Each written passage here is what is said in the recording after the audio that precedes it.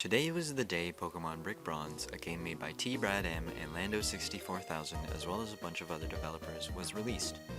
It was a game based on the Pokemon series, but it wasn't approved by Game Freak. It was just a simple little game made by a passionate team of developers who just really liked Pokemon. Upon its initial release, Pokemon Brick Bronze costed 25 Robux to play, which is roughly 30 cents in US dollars, but it was eventually made free to play for everyone. The game started you out in your parents' house in Midastown, where shortly after choosing a starter, it is revealed that your parents were kidnapped by an evil group called Team Eclipse, which is basically this game's equivalent of Team Rocket. And that's where your journey begins. The region is called Roria, and if I'm honest, some of the story in this game beats a lot of the original Game Freak Pokemon games. Like, there's a point in the game where Palkia and Dialga themselves show up to stop time and teleport you somewhere. It's actually nuts.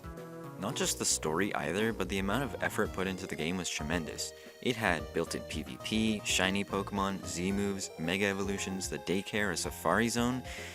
If I try to mention all the things this game had, this video would be way too long. The game was so widely loved by its community that multiple people made a Let's Play series on the game. A few examples include Think Noodles, DanTDM, and, embarrassingly enough, yes, me. And in spite of the game not even being fully developed yet, it was still regularly reaching the front of the page of Roblox for years, until suddenly it had actually gotten too popular. Nintendo had got wind of the game and told Roblox, "Hey, you need to shut this game down now." And so, they did. Roblox had no other choice but to delete the game from the platform, or else they would get sued by the big bad Pokemon company. All of that progress, all of those hours, the dollars, the memories, the save data, the items, everything was gone. Needless to say, lots of people were upset. I myself had put a lot of time into the game just to have it all erased at the click of a button. It felt soul-crushing. Players didn't even have the chance to say goodbye. It came literally out of nowhere. In fact, it was so sudden that for a while, people didn't even know why it was taken down. Sure, there were rumors and speculations, but not a lot of people knew for certain why, until finally we got this message from the developers. The Brick Bronze project is officially discontinued, as requested by the Pokemon Company. We will forever cherish the memories we have made while developing and playing it with you all. We appreciate the love and support of our fans. This has been an amazing experience, and we will learn all we can from it to shape a better future. We plan to continue making games and hope to see you enjoying them too. And then, nothing. A day passed, then 2 days, then a week, then 2 weeks, then a month, then 2 months. People were starting to lose hope of ever seeing something from the team that made Pokemon Brick Bronze. Until...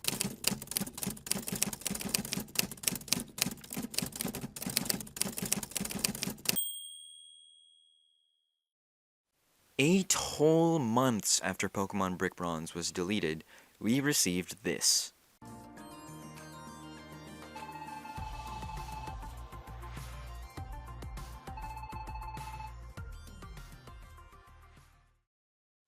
Finally, the community was relieved. It wasn't all over. We would be getting another game soon. And so, the hype train started, and on Saturday, July 20th, 2019, Llama Train Studios released Loomian Legacy. It was back! Although it would never have the same feel as the original Pokemon Brick Bronze, Loomian Legacy was a new hope for players. There was brand new Pokemon, which were called Loomians. There was new items, there was new characters, and also some returning characters. New mechanics, the game was officially back, and the developers didn't show any sign of slowing down. They released the second Battle Theater in October of that year, a new route with Rowley Ranch, and a Christmas event 2 months later. I mean, the speed that the updates were being released was seriously impressive. But then, well, you all know it, COVID happened. Around the 30th of January 2020, COVID-19/coronavirus became a global pandemic, and measures had to be taken in order to contain it. Unfortunately, this would bring a halt to Loomian Legacy's development. The developers would have a harder time contacting each other and working on the game for the year due to the pandemic, but players knew that this wasn't their fault, so they waited patiently for more news and updates to the game. In August we got Sepharite City, and then in December we got Route 8. It seemed like updates were coming out faster as COVID was dying down. We got new Christmas events, we got new Halloween events, new Valentine's Day events, and then it just stopped for some reason. I couldn't even tell you why. It seemed like COVID was going away, it seemed like things were getting better, but for some reason, Llama Train Studios went silent. Throughout the entirety of 2021, we had a total of 3 updates. The Halloween event, which was fantastic, the Christmas event, which was okay, and the Valentine one, which sucked. Then came 2022, the current year, and we were promised an entirely new city with a battle theater, but all we got was a single new route with some garbage you could fish for. Yes, I'm serious. Actual garbage. That's not a joke. And then 2 months later, we got half the city we were promised. As of making this video, the developers of the game are working on Atlantean City Part 2, which will be coming out hopefully sometime soon. But for now, I want to talk about the current problems with Loomian Legacy that I think are the most pressing for the developers to fix and why. I've personally seen many people in my own time while playing Loomian Legacy, in the Discord server, and in the Loomian Legacy subreddit, and I feel like I have a good grasp on a lot of the problems that I myself, as well as many other players, have. Of course, I can't speak for everyone, and if there's a problem you think is important that I didn't address, please write it in the comments. Now, without further ado, there are a lot of platforms that Llama Train Studios could use to communicate news and updates, but they don't seem to be using any of them to tell players what they're working on and how things are going. There would be a lot less toxicity in the community if there was some idea as to the progress on updates. The devs could also use more help when it comes to people working on the game. I don't know how hard it is to hire someone, so it might not be so simple, but it's worth exploring that option. Another idea could be to ask players if they want something implemented into the game. Fair enough if you as developers want to put something in. I don't think you need the community's approval. But if there's something you aren't happy with, and as a result takes longer to implement due to being burnt out, it would help to ask players if they want it. That way, we know what we're waiting for. If you're feeling too burnt out and don't want to make updates for the game anymore, take a break. As Miyamoto once said, a delayed game is eventually good, but a rush game is forever bad. It's hard for me to talk about PvP since I don't know much about it myself, but I'll do my best. I've heard people mention that it's very difficult for a casual player in the game to obtain items locked behind CP. Unless you have a team specifically designed to annihilate any and all variations of Loomians possible in the game, you won't be getting much CP per battle, and usually the people who lose the battle are in more need of CP than the winners. Now, I'm not saying that the losers should get more CP than the winners of every battle, but maybe there should be a mechanic in the game like the battle tree where you fight NPCs who aren't intelligent as a real human, and players win CP depending on how well they do and how many trainers in a row they beat. And then for the Battle Coliseum, there could be just a leaderboard with the top players with the most wins, or maybe a score displayed on each player's head showing their win-loss rate.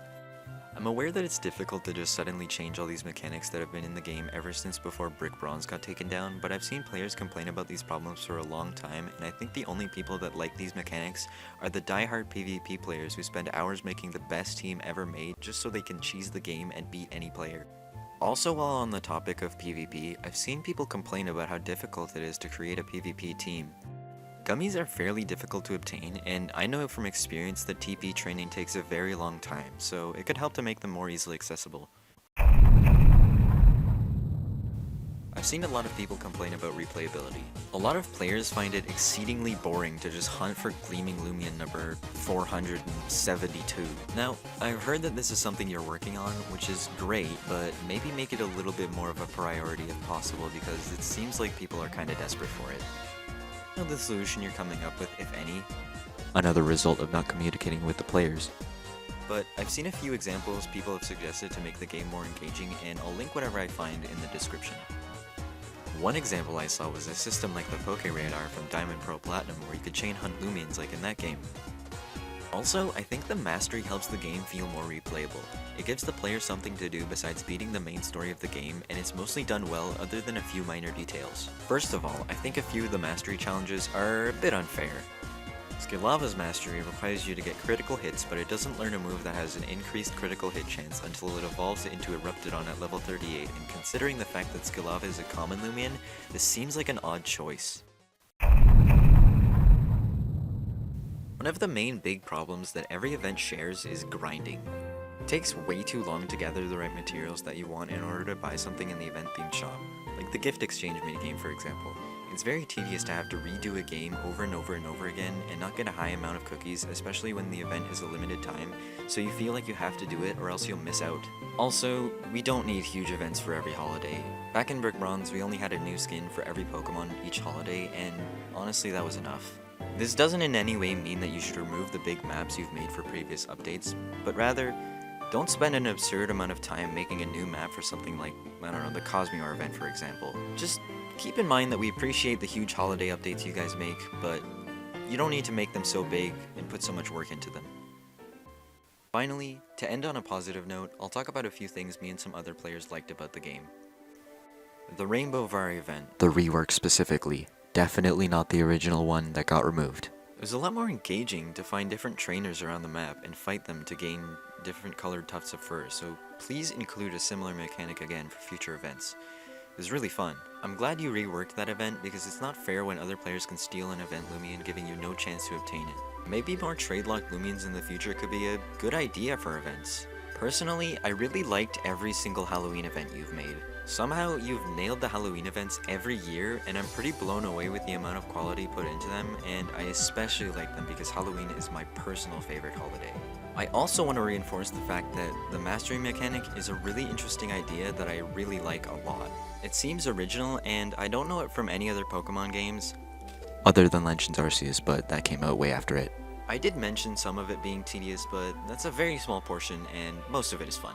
Lastly, I'd also like to mention, as a little side note, I think it'd be cool to see more Loomians designed by players, like how we got Snom and Harvesect. Anyways, that's pretty much the end. Whoever watches this, please make sure the developers see this video, or at least know about it. I'm very passionate about Loomian Legacy, and I want to see it succeed, so I'm making this video out of love. But yeah, hope you enjoyed. Have a good day everyone.